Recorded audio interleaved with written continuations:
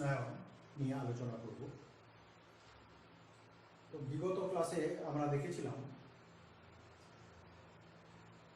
পৃথিবীতে তাপমাত্রার তারতম্যের কারণ। ওখান থেকে আমরা দেখেছিলাম নিরক্ষ রেখা থেকে যতই উত্তরে বা দক্ষিণে যাই ততই দেখেছিলাম প্রতি ডিগ্রি অক্ষরেখা হিসেবে প্রায় 0.28 ডিগ্রি সেলসিয়াস হারে তাপমাত্রা হ্রাস পেয়েছে। অর্থাৎ পৃথিবীতে নিরক্ষরেখা থেকে যতই মেরুর দিকে যাব তাপমাত্রার অনুভূমিক বণ্টন বা উষ্ণতার অনুভূমিক বণ্টন ধীরে ধীরে হ্রাসপ্রাপ্ত হয়। এখন এই উষ্ণতার অনুভূমিক বণ্টনের উপর নির্ভর করে অক্ষরেখা নিরিখে পৃথিবীকে কয়েকটি প্রায় সমতাপযুক্ত বা সমান উষ্ণতাযুক্ত অঞ্চলে ভাগ করা হয়। এই সমতাপযুক্ত অঞ্চল বা সমান উষ্ণতাযুক্ত অঞ্চলগুলোকে বলা হয় তাপমণ্ডল। তো পৃথিবীতে আমরা দেখতে পাই এই ধরনের 3টে তাপমণ্ডল আছে। কি কি তাপমণ্ডল? না, প্রথম আমরা দেখতে পাই একটা হচ্ছে উষ্ণমণ্ডল, একটা হচ্ছে নাতিশীতোষ্ণ মণ্ডল, আর একটা হিমমণ্ডল। এখন আমরা উষ্ণমণ্ডল সম্পর্কে আলোচনা করি। উষ্ণমণ্ডল এর অবস্থান কোথায়? না, আমরা দেখতে পাই পৃথিবীতে কর্কটক্রান্তি রেখা এবং মকরক্রান্তি রেখার মধ্যবর্তী অঞ্চল, অর্থাৎ নিরক্ষরেখার উভয় পার্শ্বে 23.5 ডিগ্রি উত্তর এবং 23.5 ডিগ্রি দক্ষিণ অক্ষরেখার মধ্যবর্তী অঞ্চলকে আমরা উষ্ণমণ্ডল রূপে অভিহিত করি। প্রশ্ন হচ্ছে, কেন একে উষ্ণমণ্ডল রূপে অভিহিত করলাম? কারণ কি? না, এই অঞ্চলে আমরা দেখতে পাই সূর্য সারা বছর ঘোরাফেরা করে। এর বাইরে কিন্তু সূর্য রশ্মি লম্বভাবে পতিত হয়। অর্থাৎ কর্কটক্রান্তি এবং মকরক্রান্তি অঞ্চলের মধ্যেই সূর্য সারা বছর কোথাও না কোথাও লম্বভাবে কিরণ দেয়। লক্ষ্য করলে দেখা যায় দুই ক্রান্তীয় অর্থাৎ কর্কটক্রান্তি এবং মকরক্রান্তি রেখা ছাড়া পৃথিবীর প্রত্যেকটি স্থানে সূর্য বছরে কমপক্ষে দুদিন কি দেয়? লম্বভাবে কিরণ দেয়। আমরা পড়ে এসেছি, নবম শ্রেণীতে দেখেছি নিরক্ষরেখার উপর 21শে মার্চ এবং 23শে সেপ্টেম্বর দুদিন লম্বভাবে কিরণ দেয়। ঠিক অনুরূপভাবে কর্কটক্রান্তি এবং মকরক্রান্তি রেখা ছাড়া পৃথিবীর এই অঞ্চলের মধ্যে পৃথিবীর প্রত্যেকটি স্থানেই দুদিন করে লম্বভাবে কিরণ দেয়। কেবলমাত্র কর্কটক্রান্তি এবং মকরক্রান্তি রেখায় একদিন করে লম্বভাবে কিরণ দেয়। দ্বিতীয় কারণ, উষ্ণায়ন কেন? না, এখানে দেখতে পাই এই অঞ্চলে সূর্যরশ্মি পতিত হয়, তার ফলে দেখতে পাই দিন রাত্রি যে ঘটে সেই দিন রাত্রির মধ্যে তারতম্য বা দিন রাত্রির দৈর্ঘ্যের তারতম্য অন্যান্য অঞ্চলের তুলনায় কম। তাই এই অঞ্চলে উষ্ণতা বেশি দেখতে পাওয়া যায়। এর বৈশিষ্ট্যগুলো কি জানেন? না, এই অঞ্চলে আমরা দেখতে পাই যেহেতু উষ্ণতা বেশি দেখা যায়, তাহলে এর উষ্ণতার পরিমাণ কত? না, আমরা দেখতে পাই এর উষ্ণতার পরিমাণ প্রায় গড়ে 27 ডিগ্রি সেলসিয়াস। অর্থাৎ অন্যান্য যে কোনো অঞ্চলের তুলনায় এই অঞ্চলের গড় উষ্ণতা বেশি। আর কি দেখবো বৈশিষ্ট্য? না, এই অঞ্চলেই আমরা দেখতে পাই বাৎসরিক উষ্ণতার বৈষম্য বা প্রসর বা তারতম্য কম। পৃথিবীর অন্যান্য যে কোনো অঞ্চলের তুলনায় এই তাপমণ্ডল অর্থাৎ উষ্ণমণ্ডলে উষ্ণতার প্রসর কম।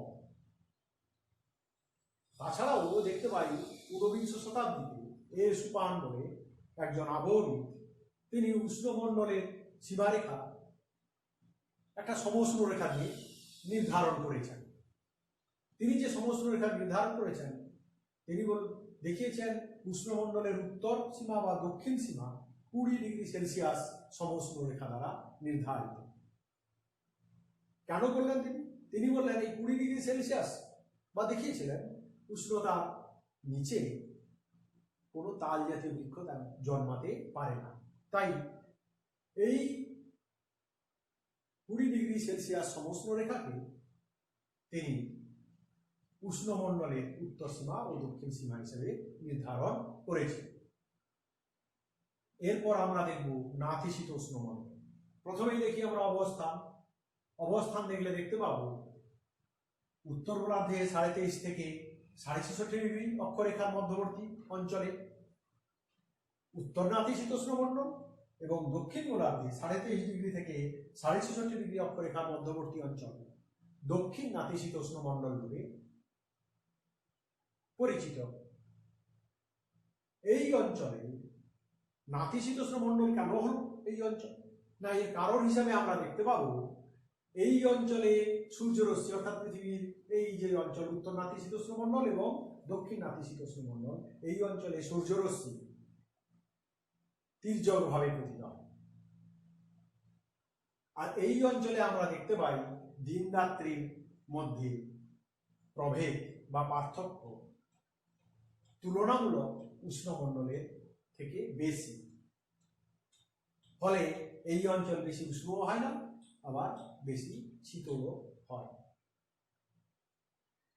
এর বৈশিষ্ট্য আমরা দেখতে পাবো না, এর বৈশিষ্ট্য দেখতে পাবো এই অঞ্চলের গড় উষ্ণতা কার থেকে কম? উষ্ণমণ্ডলের থেকে কম, অর্থাৎ 27 ডিগ্রি সেলসিয়াসের কম, আবার 0 ডিগ্রি সেলসিয়াসের বেশি। মানে বলতে পারি 0 থেকে 27 ডিগ্রি সেলসিয়াসের মধ্যেই এই অঞ্চলের উষ্ণতা অবস্থান করে। আবার এই অঞ্চলের উষ্ণতা লক্ষ্য করলে দেখা যায় উষ্ণমণ্ডলের কাছাকাছি যে নাতিশীতোষ্ণ মণ্ডল, সেই নাতিশীতোষ্ণ মণ্ডল এর উষ্ণতা তুলনামূলক বেশি, সেই জন্য তাকে বলা হয় উষ্ণ নাতিশীতোষ্ণ মণ্ডল। উত্তর গোলার্ধে উষ্ণ নাতিশীতোষ্ণ মণ্ডল দেখা যায়, দক্ষিণ গোলার্ধে উষ্ণ নাতিশীতোষ্ণ মণ্ডল দেখা যায়। প্রশ্ন এখন কতটা পর্যন্ত আমরা উষ্ণ নাতিশীতোষ্ণ মণ্ডল দেখাবো? না, আমরা দেখতে পাই 23.5 থেকে প্রায় 45 ডিগ্রি অক্ষরেখা মধ্যবর্তী অংশকে আমরা উষ্ণ নাতিশীতোষ্ণ মণ্ডল রূপে অভিহিত করি।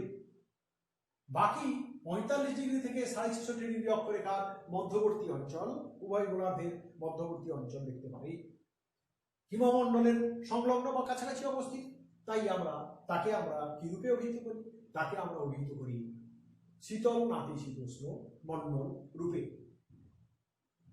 এই অঞ্চলে আমরা দেখতে পাবো উষ্ণতার প্রসর তুলনামূলক বেশি। তৃতীয় আমরা দেখব কোন অঞ্চল? না, তৃতীয় দেখব হিমমণ্ডল। তাহলে প্রথমে দেখি এর অবস্থান, এটা কোথায় অবস্থিত? না, বাকি যে অংশ পড়ে আছে পৃথিবীর, অর্থাৎ উভয় গোলার্ধের 66 ডিগ্রি থেকে 90 ডিগ্রি বা মেরুবিন্দু পর্যন্ত বিস্তৃত অঞ্চল উত্তর গোলার্ধে উত্তর হিমমণ্ডল এবং দক্ষিণ গোলার্ধে দক্ষিণ হিমমণ্ডল রূপে পরিচিত। তাহলে এই যে দুই মণ্ডল আমরা দেখলাম, অর্থাৎ উত্তর হিমমণ্ডল দক্ষিণ হিমমণ্ডল, প্রশ্ন হচ্ছে কেন এটা সৃষ্টি হয়? আমরা দেখতে পাই এই অঞ্চলে সূর্যরশ্মি সারা বছর অতি তির্যকভাবে, মানে এত তির্যকভাবে অন্য কোনো অঞ্চলে পতিত হয় না। আর কি কারণ দেখতে পাই? না, দেখতে পাই এই অঞ্চলে আমরা দেখতে পাই দিন রাত্রির পার্থক্য খুবই বেশি। আমরা দেখি কোন পৃথিবীর প্রত্যেকটি অঞ্চলে কমপক্ষে একদিন এরা সূর্যকে দেখতে, এই অঞ্চলের লোকেরা সূর্যকে দেখতে পায় না কমপক্ষে। আর সর্বাধিক দেখলে দেখতে পাবো কোনো কোনো স্থান আছে প্রায় 6 মাস সূর্যকে দেখতে পায় না, যেমন আমরা দেখতে পাই সুমেরু এবং কুমেরু। ফলে দিন রাত্রির প্রভেদ এখানে খুবই বেশি। আর একটা কারণ আমরা দেখতে পাই এই অঞ্চল চিরতুষারাবৃত। চিরতুষারাবৃত বলে এখানে আমরা দেখতে পাই সূর্যরশ্মি, আগত সূর্যরশ্মি যে আমরা দেখেছিলাম কিছু অংশ মহাশূন্যে ফিরে যাচ্ছিল, যাকে আমরা অ্যালবেডো বলেছিলাম, আর কিছু অংশ প্রায় 66% অংশ কার্যকরী রূপে ছিল, পৃথিবীকে উষ্ণ করছিল। এখানে দেখতে পাই বরফাবৃত বা চিরতুষারাবৃত থাকার জন্য অ্যালবেডোর পরিমাণ বেশি, অর্থাৎ কার্যকরী সৌর বিকিরণের পরিমাণ কম, 66% নয়, তার অনেক কম। ফলে এখানে উত্তাপ বা উত্তপ্তের পরিমাণ খুবই কম হয়। এর বৈশিষ্ট্য দেখলে দেখতে পাবো কি, প্রথম বৈশিষ্ট্য আমরা দেখতে পাবো এর তাপমাত্রা লক্ষ্য করলে দেখতে পাবো নাতিশীতোষ্ণ মণ্ডল থেকে কম হবে। অর্থাৎ নাতিশীতোষ্ণ মণ্ডলের সর্বনিম্ন আমরা ধরেছিলাম 0°C, তাহলে 0°C-এরও কম হিমমণ্ডলের তাপমাত্রা। আর বৈশিষ্ট্য দেখলে দেখতে পাবো এই অঞ্চলটি সবসময় এত শীতল, সবসময় কি থাকে, চিরতুষারাবৃত থাকে। তাহলে আমরা পৃথিবীর তাপমণ্ডল সম্পর্কে পেয়ে গেলাম। এবারে আসবো আমরা সমউষ্ণ রেখা। আমরা দেখতে পাই পৃথিবীর তাপমণ্ডল আমরা দেখলাম যে পৃথিবীর বিভিন্ন স্থানে বিভিন্ন ধরনের তাপ বা উষ্ণতা আমরা দেখতে পাই। তাহলে আমরা সমউষ্ণ রেখা কাকে বলবো? পৃথিবীর কোনো নির্দিষ্ট সময়ে পৃথিবীর যে সমস্ত স্থানে, আমরা যে কোনো একটা নির্দিষ্ট সময় নিতে পারি, কোনো নির্দিষ্ট সময়ে পৃথিবীর যে সমস্ত স্থানের উষ্ণতা একই, সেই সমান উষ্ণতাযুক্ত স্থানগুলিকে মানচিত্রে আমরা যে রেখা দ্বারা যুক্ত করি, সেই রেখাকে আমরা বলি সমউষ্ণ রেখা। তাহলে পৃথিবীতে এই রূপ অসংখ্য সমউষ্ণ রেখা টানা যায়। তো সমউষ্ণ রেখার বৈশিষ্ট্যগুলো আমরা দেখতে পাবো কি, সমউষ্ণ রেখা যেহেতু সূর্যরশ্মি কি হয়, অক্ষরেখা অনুযায়ী সূর্যরশ্মির পতন কোণ দেখতে পাই, তারতম্য হয়। তাই আমরা সমউষ্ণ রেখাগুলো দেখতে পাবো অক্ষরেখার সঙ্গে প্রায় সমান্তরালে বিস্তৃত, অর্থাৎ প্রত্যেকটা অক্ষরেখার সঙ্গে প্রায় সমান্তরালে বিস্তৃত। আর সমউষ্ণ রেখাগুলো দেখতে পাবো কি না, যতই উত্তর গোলার্ধে অর্থাৎ নিরক্ষরেখা থেকে যতই সুমেরুর দিকে যাব বা যতই কুমোরের দিকে আসবো, ততই দেখতে পাবো কি হয়, সমউষ্ণ রেখাগুলির মান ধীরে ধীরে হ্রাস পায়, অর্থাৎ ধীরে ধীরে কমতে থাকে। আর কি দেখব না, এই সমউষ্ণ রেখাগুলি আমরা দেখতে পাবো আকারে হুবহু অক্ষরেখার সমান্তরালে হয় না, কেননা জলভাগ আর স্থলভাগ থাকার ফলে দেখতে পাই এই সমউষ্ণ রেখাগুলির বক্র, জলভাগ এবং স্থলভাগের কাছে বক্রতা দেখতে পাওয়া যায়। তাহলে আমরা সমউষ্ণ রেখার বৈশিষ্ট্য সাধারণভাবে জানলাম। বলে সমউষ্ণ রেখা আমাদের কি কাজে লাগে, এর গুরুত্ব না, সমউষ্ণ রেখা দেখে আমরা পৃথিবীর কোনো স্থানের বা কোনো অঞ্চলের উষ্ণতা সম্পর্কে ধারণা পেতে পারি। আবার সমউষ্ণ রেখা দেখেই আমরা যেই তাপমণ্ডল ভাগ করেছিলাম, ওই তাপমণ্ডলকে ভাগ করতে পারি। আবার সমউষ্ণ রেখা দেখেই আমরা জলবায়ুর প্রকৃতিও নির্ধারণ করতে পারি। অর্থাৎ পৃথিবীতে সমউষ্ণ রেখার গুরুত্ব আছে, তাই আমাদের সমউষ্ণ রেখা জানতে হয়। আমরা সমউষ্ণ রেখা সম্পর্কে পেলাম। এবারে পৃথিবীর তাপের অনুভূমিক বণ্টন অনেক সময় প্রশ্ন দেয়, তবে আসে না, শর্ট কোশ্চেন আসে। অনুভূমিক বণ্টন আমরা দেখলে দেখতে পাবো, প্রথমেই বলেছি নিরক্ষরেখা থেকে উভয় মেরুর দিকে যতই যাব ততই তাপের পরিমাণ কমতে থাকে, অর্থাৎ পৃথিবীর অনুভূমিক তাপের বণ্টন ধীরে ধীরে হ্রাস পায়। তো এই বণ্টনের ক্ষেত্রে আমরা দেখতে পাবো, যদি আমরা দেখতে পাই স্থলভাগ জলভাগের মধ্যে আবার অনুভূমিক বণ্টনের তারতম্য আছে। কেননা স্থলভাগ হচ্ছে এক যে ধরনের পদার্থ দ্বারা গঠিত, জলভাগ সেই ধরনের পদার্থ দ্বারা গঠিত নয়। অর্থাৎ জলভাগ এর গঠনগত দিক দেখলে দেখতে পাবো সমপ্রকৃতি, অর্থাৎ সমগ্র জলভাগগুলো প্রায় একই পদার্থ দিয়ে তৈরি।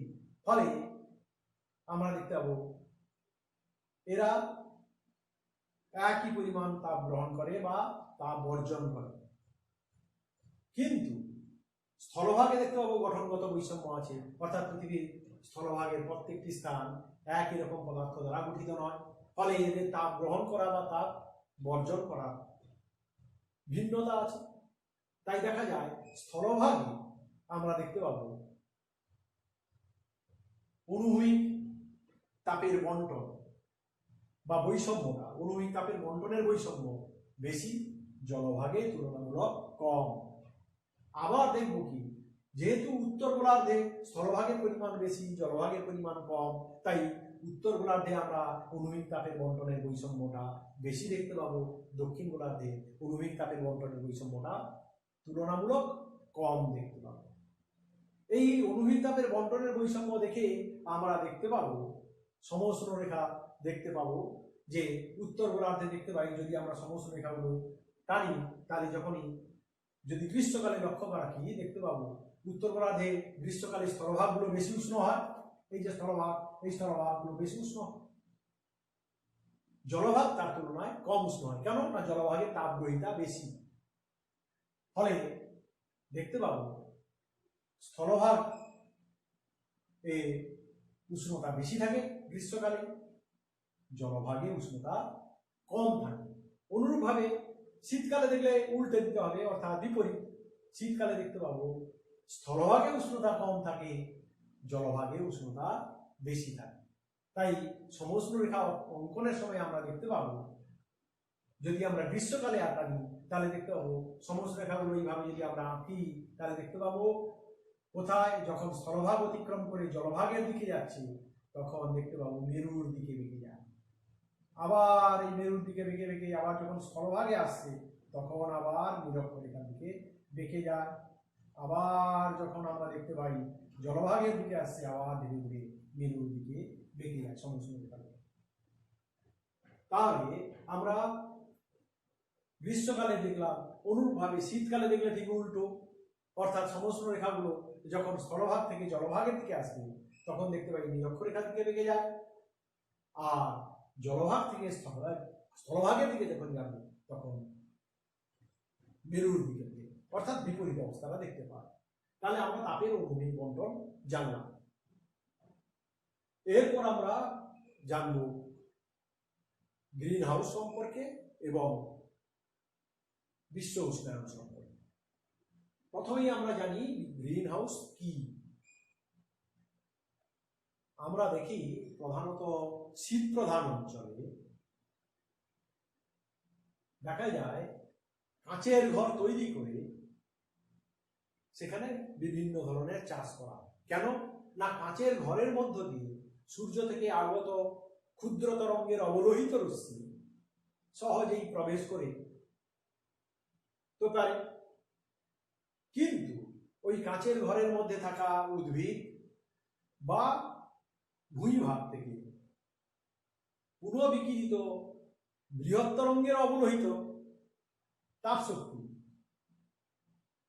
কাঁচের ঘর ভেদ করে মহাশূন্যে ফিরে যেতে পারে না, অর্থাৎ কাঁচ তাকে বাধা দান করে। ফলে কাঁচের ঘরের মধ্যে ক্ষুদ্র তরঙ্গের সূর্যরশ্মি তাপ শক্তি রূপে প্রবেশ করছে, কিন্তু পুনরায় উত্তপ্ত হওয়ার পর ওই কাঁচের ঘরের মধ্যে মাটি বা ভূপ্রকৃতি এবং উদ্ভিদ থেকে বিকৃত হয়ে আবার মহাশূন্যে ফিরে যেতে পারছে না, কাঁচ তাকে বাধা দিচ্ছে। ফলে কাঁচের ঘর ধীরে ধীরে উত্তপ্ত হচ্ছে, অর্থাৎ উষ্ণতার পরিমাণ বাড়ছে। এইভাবে উষ্ণতা বাড়িয়ে শীত প্রধান অঞ্চলে চাষ করা হয়। এর ফলে দেখতে পাই কি হয় না উদ্ভিদ সতেজ থাকে এবং চাষবাসও হয়। উষ্ণতা বৃদ্ধি হয়, ফলে উদ্ভিদ সতেজ থাকে, চাষবাসও হয়। তাই ওই কাঁচের ঘরকে গ্রিন হাউস রূপে অভিহিত করা হয়। এখন প্রশ্ন হচ্ছে আমরা এই গ্রিন হাউস শিখবো কেন? না দেখতে পাবো পৃথিবীটাও একটা বৃহৎ গ্রিন হাউস। কে বলেছিলেন? ফুরিয়ার। ফুরিয়ার প্রথম দেখিয়েছিলেন যে পৃথিবীটা একটা বৃহৎ গ্রিন হাউস। কেন পৃথিবীকে আমরা গ্রিন হাউস বলবো? না আমরা দেখতে পাই পৃথিবী যে বায়ুমণ্ডল, সেই বায়ুমণ্ডলের আমরা উপাদান পড়েছিলাম, সেই উপাদানে আমরা দেখেছিলাম বিভিন্ন ধরনের গ্যাস এবং জলীয় বাষ্প বায়ুমণ্ডলে আছে। তাহলে এই যে বিভিন্ন ধরনের গ্যাস এবং জলীয় বাষ্প, এদের মধ্যে কিছু উপাদান দেখতে পাবো কি হয় না ওই গ্রিন হাউসের কাঁচের মতো আচরণ করে। বলে কিভাবে গ্রিন হাউসের কাঁচের মতো আচরণ করে? গ্রিন হাউসের কাঁচের মতো আচরণ করে, অর্থাৎ বায়ুমণ্ডলে অবস্থিত carbon dioxide CO2, methane, nitrous oxide N2O, জলীয় বাষ্প প্রভৃতি এই উপাদানগুলো কি করে সূর্য থেকে আগত ক্ষুদ্র তরঙ্গের অবলোহিত রশ্মিকে সহজেই পৃথিবীতে প্রবেশ করতে দেয়। কিন্তু পৃথিবী থেকে যখন পার্থিব বিকিরণ হিসাবে বা পুনরায় বিকিরিত হয়ে যখন ওই তাপ শক্তি বৃহৎ তরঙ্গের অবলোহিত রশ্মি রূপে বা অবলোহিত শক্তি রূপে মহাশূন্যে ফিরে যায়, তখন কিন্তু পুরোটাকে মহাশূন্যে ফিরে যেতে দেয় না। কারা দেয় না? না বায়ুমণ্ডলে অবস্থিত কার্বন ডাইঅক্সাইড, নাইট্রাস অক্সাইড, জলীয় বাষ্প, মিথেন প্রভৃতি গ্যাস, তারা ওই পুনর্বিকিরিত তাপ শক্তির কিছু অংশ পুনরায় শোষণ করে নেয়। ফলে পৃথিবী উত্তাপের পরিমাণ বাড়ে বা পৃথিবী উত্তপ্ত থাকে। তাহলে ওই গ্যাসগুলো ওই গ্রিন হাউসের কাঁচের মতো ভূমিকা আচরণ করে। সেই জন্য পৃথিবীকে একটা বৃহৎ গ্রিন হাউসের সঙ্গে তুলনা করা হয়। এখন প্রশ্ন হচ্ছে, পৃথিবীতে যদি ওই গ্যাসগুলো না থাকতো তাহলে তো কোনো ক্ষতি ছিল না, আমাদের মনে হতে পারে। কিন্তু না, পৃথিবীতে ওই গ্যাসগুলো না থাকলে পৃথিবীর তাপমাত্রা, বর্তমান যে তাপমাত্রা, গড় তাপমাত্রা আমরা প্রায় 15 ডিগ্রি সেলসিয়াস দেখি, সেই তাপমাত্রা প্রায় 38 ডিগ্রি সেলসিয়াস কমে যেত। অর্থাৎ পৃথিবীর তাপমাত্রা বর্তমানে -22-23 ডিগ্রি সেলসিয়াসে দাঁড়াবে। তাহলে পৃথিবীতে যে গ্রিন হাউস গ্যাস আছে, অর্থাৎ কার্বন ডাইঅক্সাইড, মিথেন, জলীয় বাষ্প, ওজোন, এই যে গ্যাসগুলো আছে, এই গ্যাসগুলোর কি না, এই গ্যাসগুলোর গুরুত্ব আছে। কেননা পৃথিবী উষ্ণতা বজায় রাখার ক্ষেত্রে, যার ফলে পৃথিবীর জীবজগৎ সৃষ্টি হয়েছে। তাহলে আমরা দেখলাম পৃথিবীর গ্রিন হাউস গ্যাস কেন বলা হয়, এই গ্রিন হাউস বলা হয় কেন পৃথিবীকে, আমরা এটা দেখলাম। পৃথিবী একটা বিশাল বা বৃহৎ গ্রিন হাউস।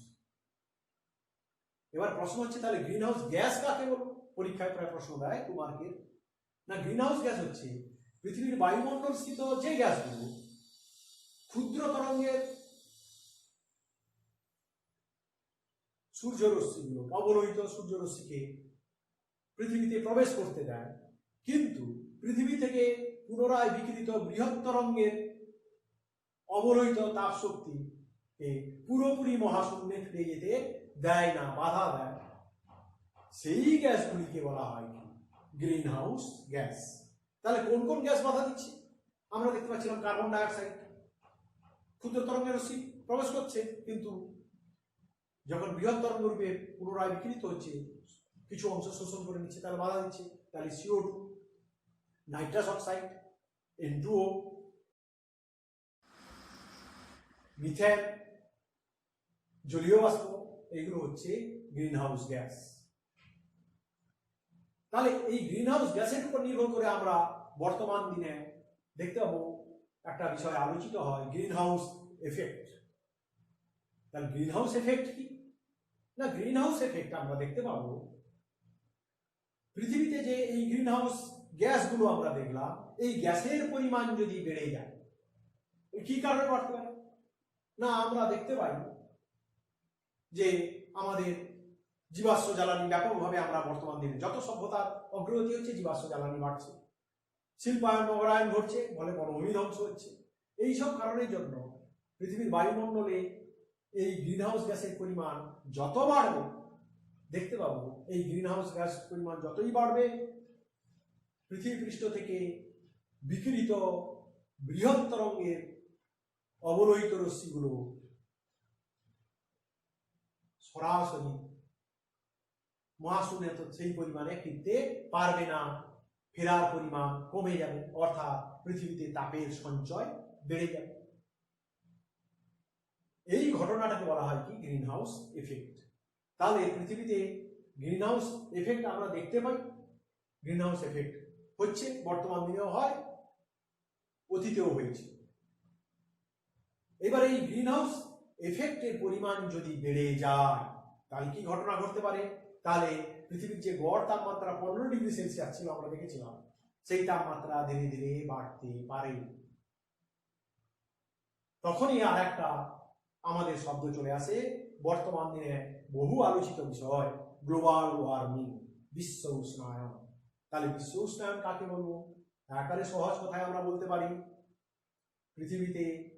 পৃথিবীর অগ্রগতির সঙ্গে সঙ্গে জীবাশ্ম জ্বালানির দহন এবং শিল্পায়ন, নগরায়নের কারণে বনভূমির ধ্বংস সাধন প্রভৃতির জন্য বায়ুমণ্ডলে গ্রিনহাউস গ্যাসের পরিমাণ ধীরে ধীরে বৃদ্ধি পায়। তার কারণে কি হয়? পৃথিবী থেকে বৃহৎ তরঙ্গের বিকিরিত তাপ শক্তি অধিকাংশটা মহাশূন্যে ফিরে যেতে পারে না। আগে অধিকাংশ ফিরে যেত, সামান্য অংশ শোষিত হতো, কিন্তু বর্তমানে অধিকাংশটা মহাশূন্যে ফিরে যেতে পারে না। ফলে বায়ুমণ্ডলের তাপমাত্রা ধীরে ধীরে বাড়তে থাকে, অর্থাৎ পৃথিবীর গড় তাপমাত্রা 15°C থেকে অতিক্রম করে ধীরে ধীরে বাড়তে থাকে। এই ঘটনাকে বলা হয় কি? বিশ্ব উষ্ণায়ন বা গ্লোবাল ওয়ার্মিং। তাহলে বিশ্ব উষ্ণায়নের ভূমিকা কারা নেয়? Green house gas.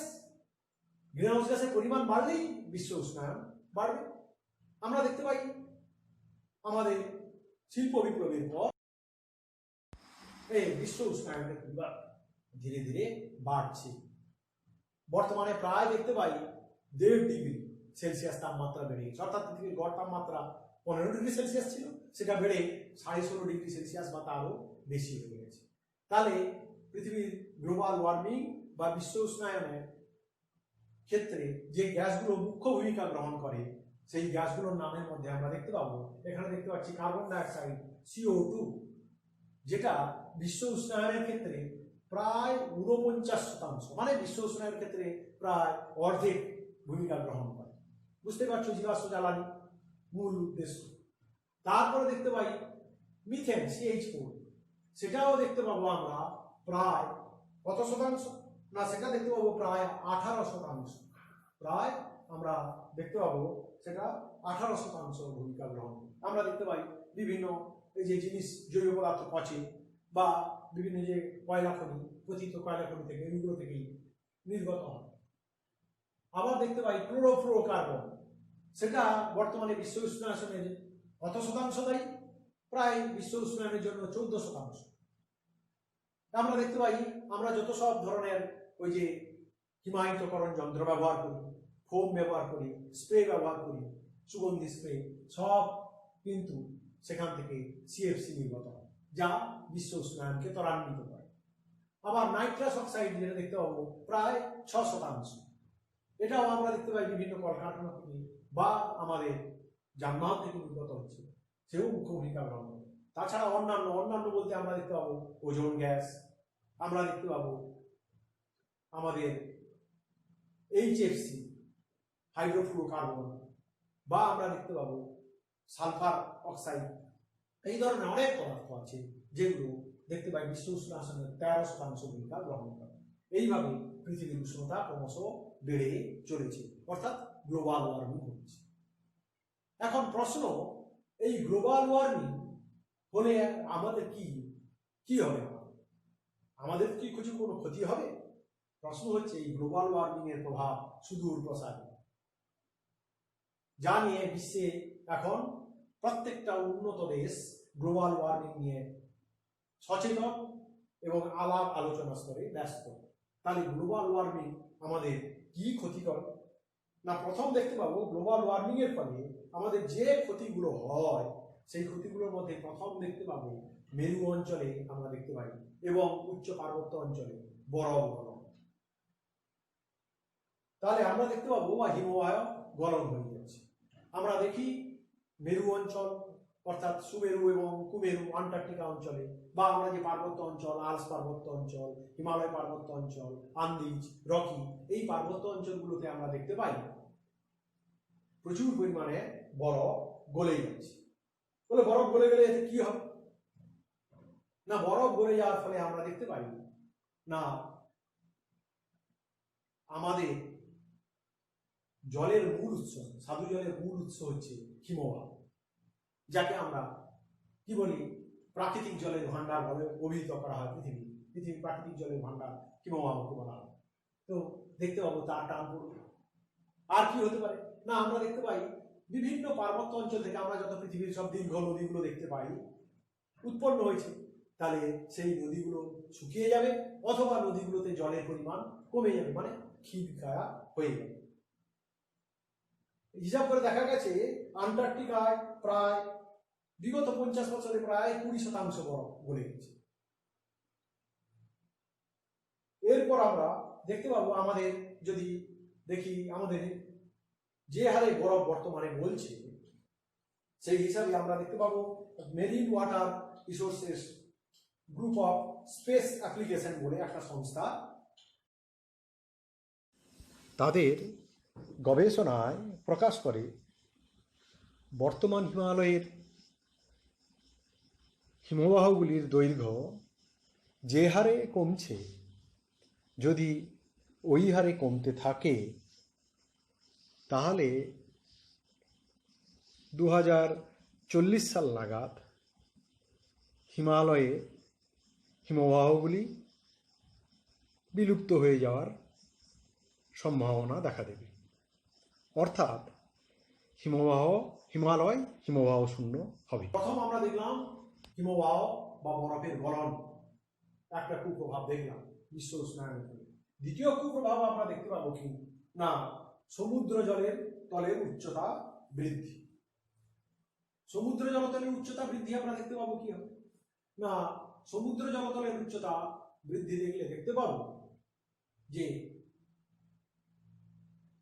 দেখা যায় এই যে ব্যাপক হারে সুমেরু অঞ্চল, কুমেরু অঞ্চল অথবা বিভিন্ন পার্বত্য অঞ্চলে বরফ গলছে, গলার ফলে পৃথিবীর সমুদ্র জলের উচ্চতা বৃদ্ধি পাচ্ছে। কতটা বৃদ্ধি পাচ্ছে না, হিসেব অনুযায়ী দেখা গেছে বর্তমানে প্রতি বছরে প্রায় 1 ইঞ্চি করে জলের উচ্চতা বৃদ্ধি পাচ্ছে প্রতি বছর। বৃদ্ধি পেলে কি হয় না, বৃদ্ধি পেলে আমরা দেখতে পাবো যে উপকূলবর্তী অঞ্চলগুলো প্লাবিত হবে। উপকূলবর্তী অঞ্চলগুলো প্লাবিত হলে আমরা দেখতে পাবো ওই অঞ্চলে বসবাসকারী লোকরা কি হবে, তাদের বাসস্থান হারাবে।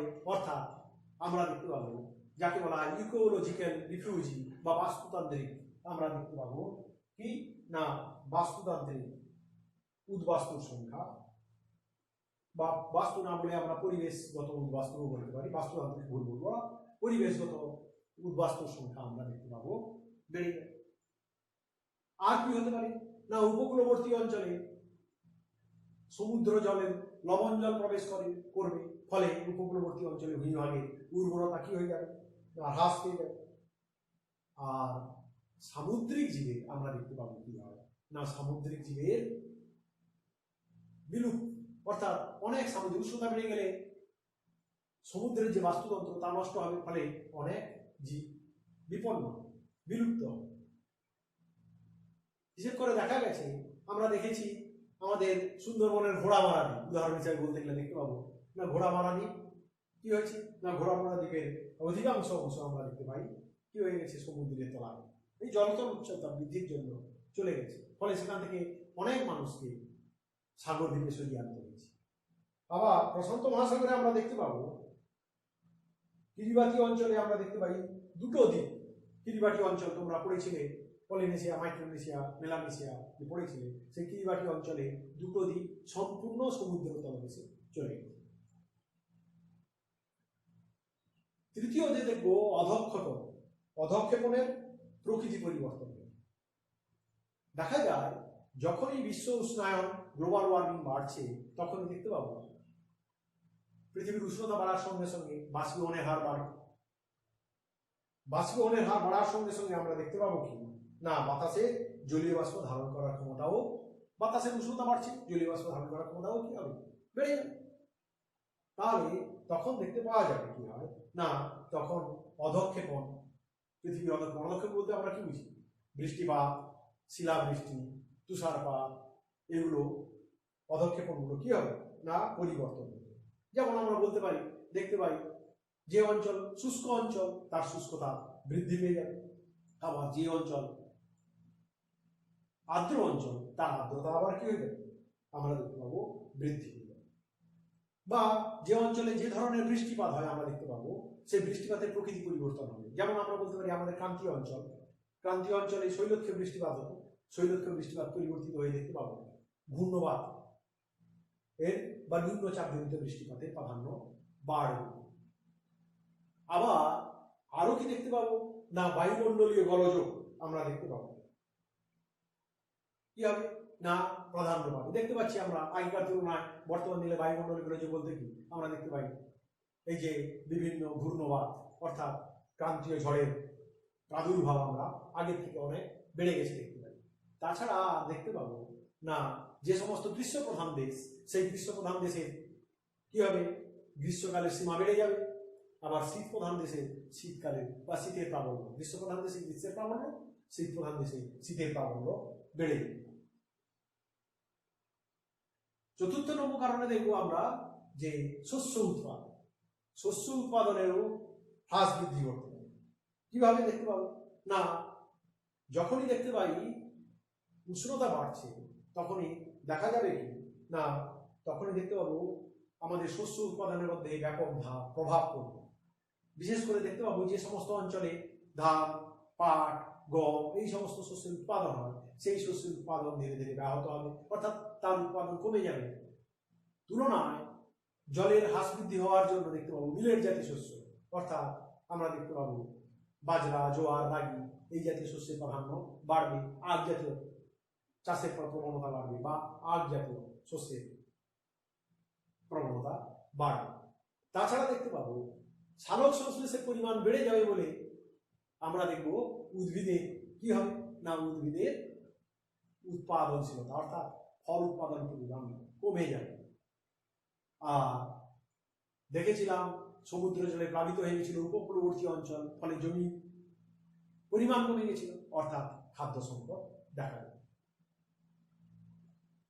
তাছাড়া আমরা চতুর্থ নম্বরে দেখতে পাবো কৃষি পদ্ধতির পরিবর্তন। কৃষি পদ্ধতির পরিবর্তন ও বিশ্ব উষ্ণায়নের ফলে ঘটবে। আমরা দেখতে পাই যে কৃষি বলয়গুলো বর্তমানে যে সমস্ত অঞ্চলে ছিল, যে অক্ষাংশে ছিল, সেই অঞ্চলগুলো ধীরে ধীরে উচ্চ অক্ষাংশের দিকে স্থানান্তরিত হবে। অর্থাৎ পৃথিবীর নিম্ন অক্ষাংশগুলোর উষ্ণতা এত বাড়তে থাকবে এবং দেখতে পাবো উচ্চ অক্ষাংশের দিকে উষ্ণতাও বাড়বে, পৃথিবীর উষ্ণতা বাড়বে, ফলে যে তাপযুক্ত অঞ্চল অর্থাৎ নিম্ন অক্ষাংশের যে তাপমাত্রায় যে ফসল হচ্ছিল, এখানে তাপমাত্রা বেড়ে যাওয়ার জন্য ওই ফসল আর ওইখানে হবে না। দেখতে পাবো ওটা উচ্চ অক্ষাংশের তাপমাত্রা ওই ধরনের হয়ে যাওয়ার ফলে ওই অংশে ওই ধরনের ফসল দেখতে পাওয়া যায়। ফলে উচ্চ অক্ষাংশে যে শস্য হচ্ছিল সে শস্য হবে না, অর্থাৎ কৃষি পদ্ধতির পরিবর্তন দেখা গেল। আবার দেখতে পাবো যে অঞ্চলে দেখতে পাচ্ছিলাম ব্যাপক কৃষি হচ্ছিল, উষ্ণতা বৃদ্ধির জন্য সেখানে ব্যাপক কৃষি ধীরে ধীরে হ্রাস পেয়ে যাবে। দেখা যাবে সেখানে শস্যাবর্তন পদ্ধতিতে কৃষি পদ্ধতি বা মিশ্র কৃষি পদ্ধতি উদ্ভাবন করবে দেখা যাবে। তাছাড়া দেখতে পাবো আমরা যে অধিকাংশ অঞ্চলে শুষ্কতার পর বাড়বে, ফলে তৃণের চাষ বাড়বে, পশুপালন বাড়বে। আর যে সমস্ত অঞ্চলে বর্ষা হবে, প্রবল বর্ষা হওয়ার ফলে সেই সমস্ত অঞ্চলের নিচু অংশগুলোতে দেখতে পাবো আমরা ভেড়ি, মৎস্য চাষের প্রাধান্য দেখতে পাবো। বর্তমান দিনে আমরা কিছু কিছু অঞ্চলেও লক্ষ্য করি। 7 নম্বর দেখতে পাবো কি প্রভাব না, এল নিনো ও লা নিনা, অর্থাৎ সামুদ্রিক জলবায়ুগত গোলযোগের কি দেখতে পাবো না, পরিবর্তন দেখতে পাবো বা গোলযোগ দেখতে পাবো। এল নিনো লা নিনা কি না, আমরা দেখতে পাই প্রশান্ত মহাসাগরে, বিশেষ করে দক্ষিণ পূর্ব প্রশান্ত মহাসাগর এই অঞ্চলে যে শীতল বেঙ্গুয়ালা স্রোত দেখতে পেয়েছিলাম, সেই বেঙ্গুয়ালা স্রোতের পরিবর্তে কখনো কখনো এই উষ্ণ গ্লোবাল ওয়ার্মিং বা বিশ্ব উষ্ণায়নের একটা কারণ, তার জন্য কখনো কখনো দেখতে পাবো এখানে উষ্ণ স্রোতের আবির্ভাব, দক্ষিণমুখী উষ্ণ স্রোতের আবির্ভাব। ফলে এই অঞ্চলে আমরা দেখতে পাবো যেখানে উচ্চচাপ ছিল শীতলতার কারণে, সেখানে নিম্নচাপ বিরাজ করবে। অর্থাৎ আমরা দেখতে পাবো সমুদ্রে, বিশেষ করে প্রশান্ত মহাসাগরের দক্ষিণ পূর্ব অংশে বা পেরু ইকুয়েডর উপকূলের সন্নিহিত অঞ্চলে উষ্ণতার বৃদ্ধি এবং সামুদ্রিক জলবায়ুগত অবস্থার অস্বাভাবিক পরিবর্তন দেখা যাবে, যাকে বলা হয় এল নিনো। এর প্রভাবে কি হয় না, আমরা দেখতে পাই যে বছর এল নিনো সক্রিয় হয় সেই বছর দেখতে পাই আমরা পেরু, ইকুয়েডর, চিলি এই সমস্ত অঞ্চলে আগে যেখানে বৃষ্টিপাত খুবই কম হতো বা হতো না, সেই সমস্ত অঞ্চলে ব্যাপক বৃষ্টি। আর যে সমস্ত অঞ্চলে বৃষ্টি হতো, যেমন অস্ট্রেলিয়া, ইন্দোনেশিয়া, ভারত, বাংলাদেশ, এই সমস্ত অঞ্চলে যে বৃষ্টি হতো, যে বছর এল নিনো সক্রিয় হবে, এই সমস্ত অঞ্চলে বৃষ্টিপাত হবে না, উষ্ণ এবং শুষ্ক আবহাওয়া বিরাজ করবে, অর্থাৎ অনাবৃষ্টি হবে। লাভই নাকি না, আমরা দেখতে পাই আবার বিশেষ করে মাঝে মাঝে কয়েক বছরে অন্তর শীতকালে ঠিক একই এল নিনোর মতোই, শীতকালে এল নিনো শীতকালে, এটাও শীতকালে, শীতকালে দেখতে পাবো ওই পেরু, ইকুয়েডর উপকূল সন্নিহিত অঞ্চলে সমুদ্রের স্বাভাবিক তাপমাত্রা যা থাকার কথা তার থেকে অনেক কমে যায়, অর্থাৎ প্রায় 2 থেকে 4 ডিগ্রি সেলসিয়াস তাপমাত্রা কমে যায়। ফলে যে উচ্চচাপ বিরাজ করা স্বাভাবিক অবস্থায় কথা ছিল, শীতল স্রোত ছিল, স্বাভাবিক উচ্চচাপ ছিল, তার থেকে উচ্চচাপের প্রাবল্য আরো বেশি বেড়ে যায়। তখন দেখা যাবে কি হয় না, তখন আমরা দেখতে পাবো এই সমস্ত অঞ্চলে, অর্থাৎ পেরু, ইকুয়েডর অঞ্চলে তো বৃষ্টিপাত একেবারেই হবে না, সামান্য হবে না। আর আমরা দেখতে পাবো অস্ট্রেলিয়া, ইন্দোনেশিয়া, আমরা দেখতে পাবো বাংলাদেশ, ভারত, এই সমস্ত অঞ্চলে প্রবল বৃষ্টি, মানে বন্যা হওয়ার সম্ভাবনা থাকে। এই প্রাকৃতিক দুর্যোগ, সামুদ্রিক প্রাকৃতিক দুর্যোগ আমরা দেখতে পাই সৃষ্টির কারণে বিশ্ব উষ্ণায়নেরও একটা ভূমিকা আছে। তাছাড়া আমরা দেখতে পাবো আর একটা, যে পৃথিবীর আমরা আগত ও বিকিরিত সৌর বিকিরণের মধ্যে বৈষম্য দেখতে পাবো। যখনই আমরা দেখতে পেয়েছি, বলেছি বিশ্ব উষ্ণায়ন মানে কি, পৃথিবীর বায়ুমণ্ডলে গ্রিন হাউস গ্যাসের পরিমাণ বৃদ্ধি। যখনই পৃথিবীর বায়ুমণ্ডলে গ্রিন হাউস গ্যাসের পরিমাণ বেড়ে যাবে, তখনই দেখে যাবে সূর্য থেকে যে আগত সৌররশ্মি আসছিল, সেই আগত সৌররশ্মি আমরা দেখেছিলাম 34% প্রায় মহাশূন্যে ফিরে যাচ্ছিল, আর 66% কার্যকরী সৌর বিকিরণ হিসাবে বায়ুমণ্ডল ভেদ করে ভূপৃষ্ঠে এসেছিল, আবার পুনরায় বিকিরিত হয়ে ওটার অধিকার ফিরে যাচ্ছে মহাশূন্যে। কিন্তু যখনই বায়ুমণ্ডলে আমরা দেখতে পাবো কি বেড়ে যাবে না, যখনই বায়ুমণ্ডলে আমরা দেখতে পাবো আমাদের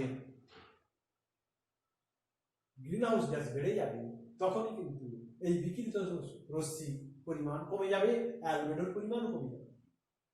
ফলে পৃথিবীতে আগত সৌরকিরণ আর বিকিরিত সৌরকিরণের মধ্যে তারতম্য বা প্রভেদটা প্রকট হবে, আর যত প্রকট হবে তত বিশ্ব উষ্ণায়ন বাড়বে, অর্থাৎ দুজন দুজনেরই পরিপূরক। তাহলে আমরা এতদূর পর্যন্ত শিখে গেলাম। আর এর সঙ্গে একটা তাপ বিষুব রেখা শিখবো। তাপ বিষুব রেখা কি? তাপ বিষুব রেখার সমস্ত রেখা একই নয়।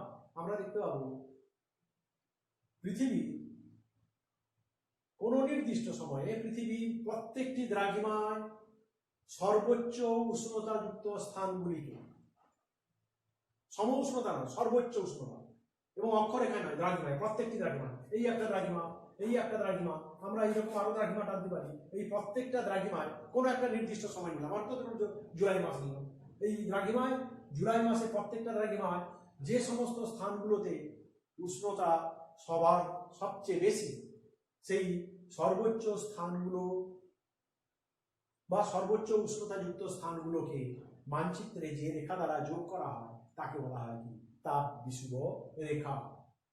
তাহলে একবারে সংক্ষেপে বলতে গেলে, কোনো নির্দিষ্ট সময়ে পৃথিবীর প্রতিটি দ্রাঘিমায় অবস্থিত সর্বোচ্চ উষ্ণতাযুক্ত স্থানগুলিকে মানচিত্রে যে রেখা দ্বারা যোগ করা হয় তাকে বলা হয় কি? তাকে বলা হবে কি রেখা? তাপ বিষুব রেখা। এই তাপ বিষুব রেখা কিন্তু নিরক্ষরেখা নয়। তাপ বিষুব রেখা নিরক্ষরেখার কাছাকাছি থাকতে পারে, কিন্তু নিরক্ষরেখা নয়।